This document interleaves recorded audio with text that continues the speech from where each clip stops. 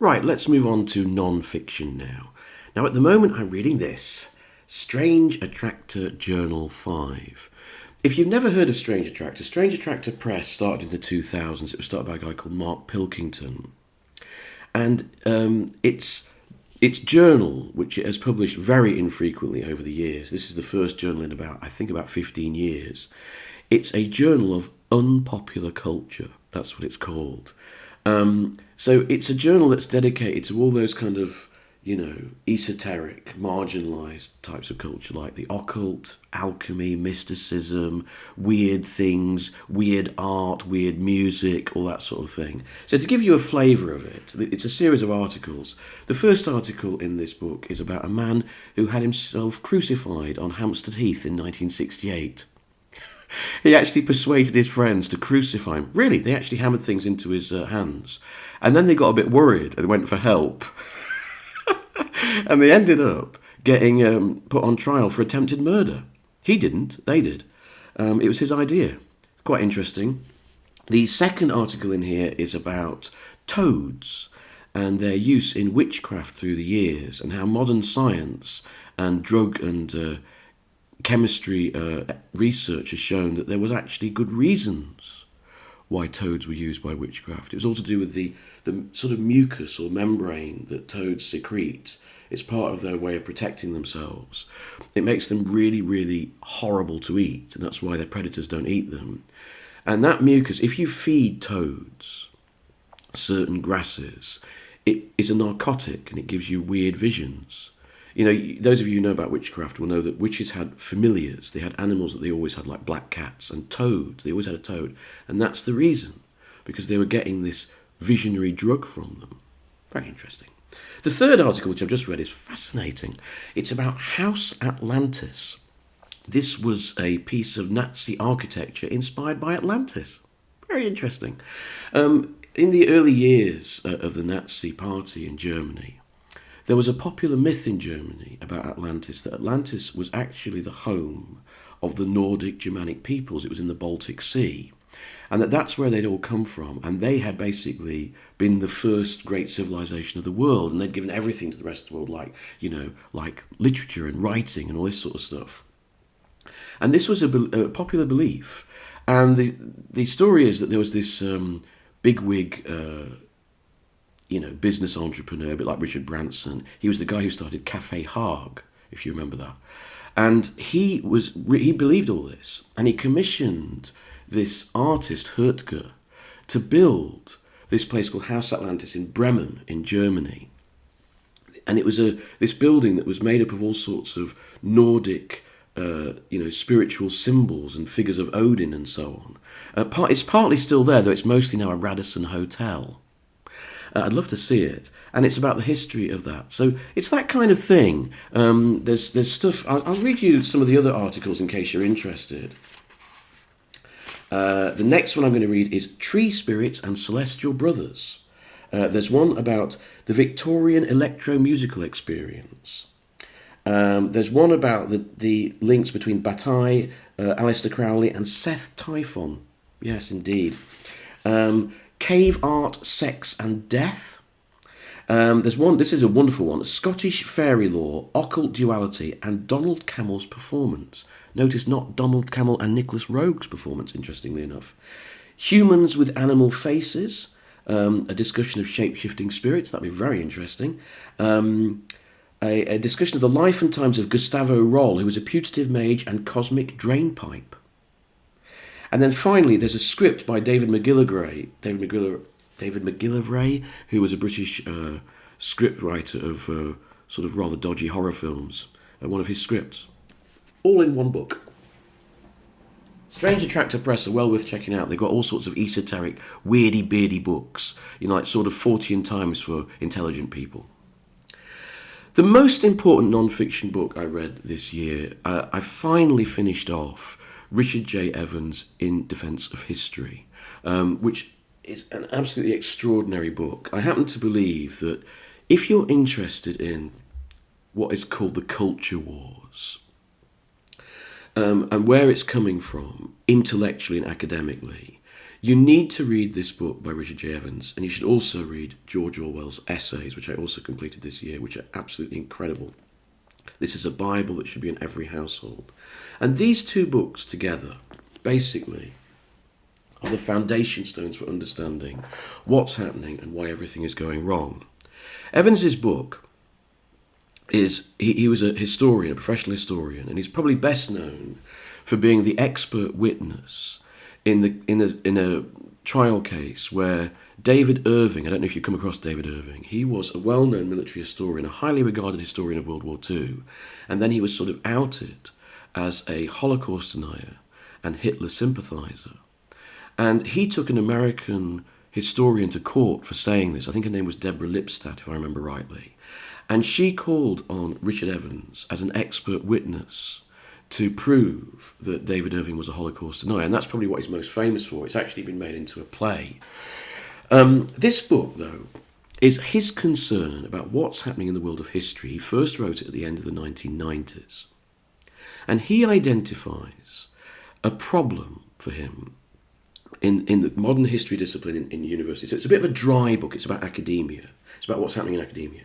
But he's looking at what he calls postmodernist historians. This is where we go back, as I said before, to Derrida, Barthes and Foucault, three philosophers who I dislike and distrust more and more as the years go by.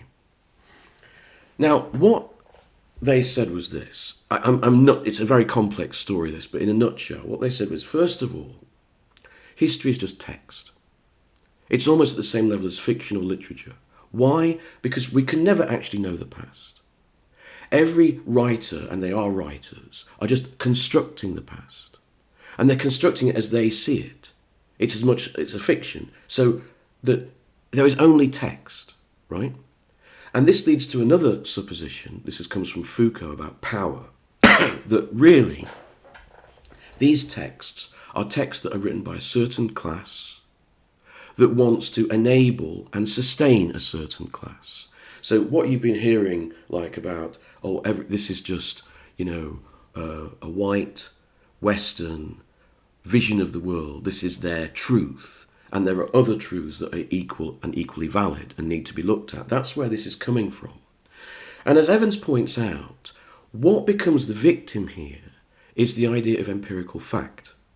Right? So suddenly factual evidence, documentary evidence becomes problematized. It falls in its prominence, because that could just be written by another white person or another, avatar of a system that's trying to sustain itself and trying to sustain its power. So everything gets called into question, right? And Evans says that the problem is that this idea of truth, it's been made relative, and it's just relative to whoever you are and wherever you're from. And therefore, nothing can be true, and it just becomes a game of might is right. Whoever can be most persuasive in their truth wins the day. And that's what we're seeing in our politics, isn't it? That's what's happening with Trump, that's what's happening in Europe, it's what's happening in Russia. It's whoever gives the most convincing truth wins, and who can say which is dominant. And Evans is fighting against this, and I think it's a very good fight, and I think it's one we should all be involved in, actually. And what this book is like, it's almost like a parent sort of carefully trying not to be patronising, but telling a child the way things are and offering common sense rebuttals to this idea. Like saying, for example, well, if you're saying that everything is truth and everything is relative, why should I believe you? Why should I believe the facts that you put in front of me? There's one very funny one where there was a feminist historian, I believe she was Australian, who said that truth is a male concept. And he says, well, does that mean that as a woman I don't believe anything you say? I mean, it's absurd, And it made me think, reading it, that so much of the intellectual and academic movement of the 20th century in the West, particularly I have to say from the left, seems to be stating the bleeding obvious and then making a dogma out of it.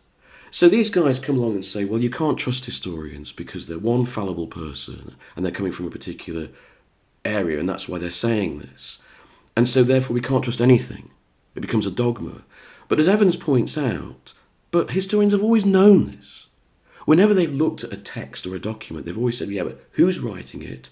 Where are they writing it from? Who are they employed by? Why are they writing it? They've always asked themselves those questions.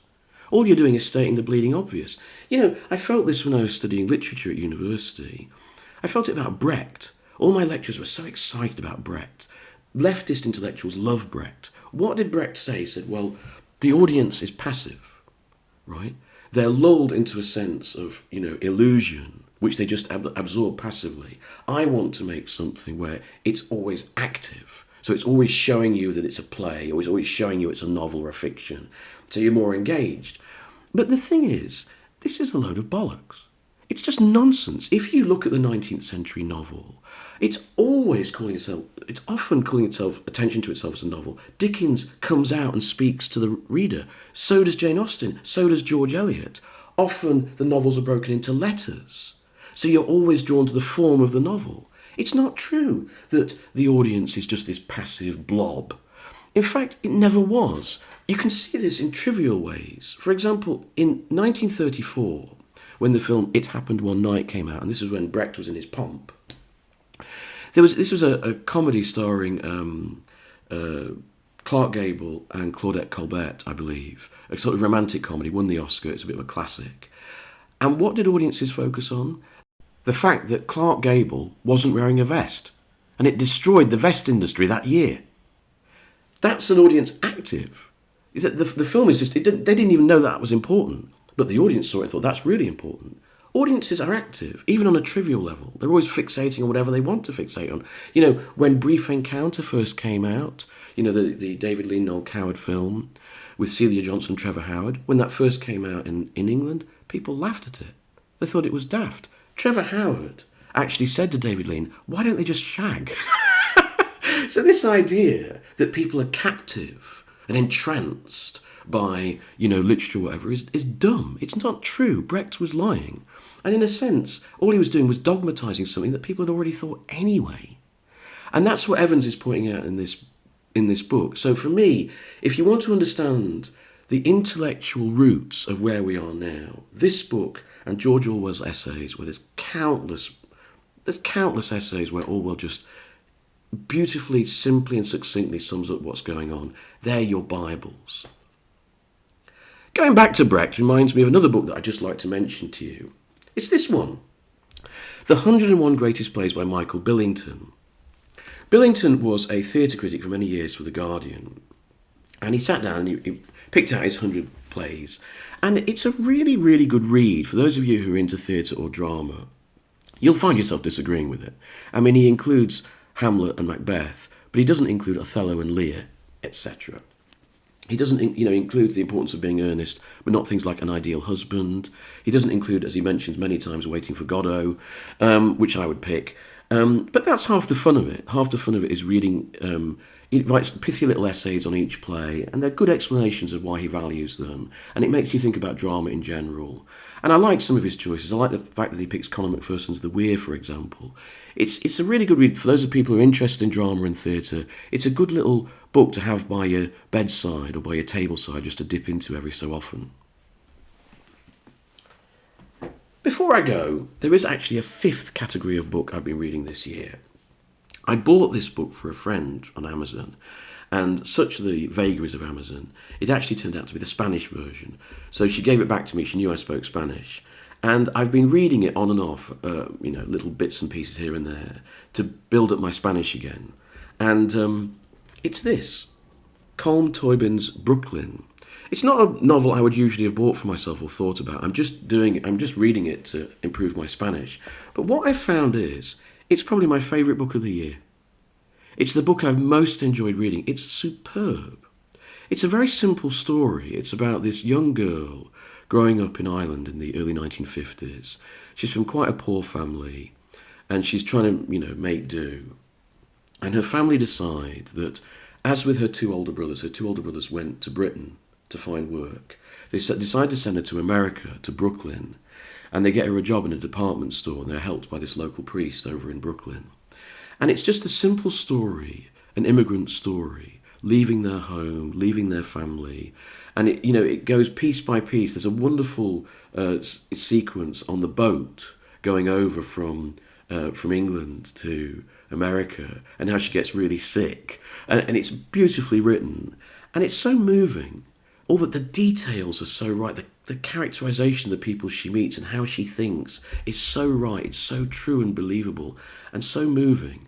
And it's all built on small events, but which means so much, because everything means so much. Once you put yourself in that position of being an immigrant and you don't know where you are in a strange land, every single detail becomes important. And he writes that so brilliantly that the observation is fantastic. And even reading it in Spanish, the way it's translated, you can hear the sort of Irish English, which I love so much. Can't recommend this book highly enough in any language. So those are my books of the year. That's what I've been reading. I'd love to hear what you've been reading and what you've been enjoying most. And have a great new year.